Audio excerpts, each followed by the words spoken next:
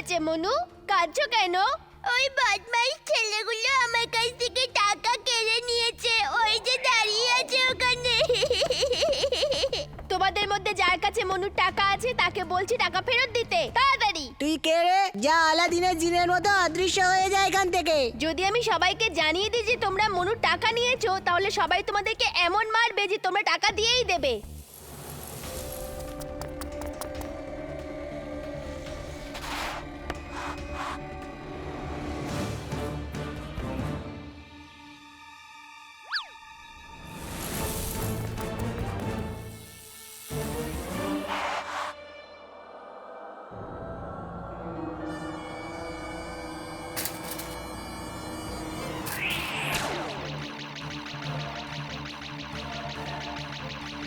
হ্যাঁ?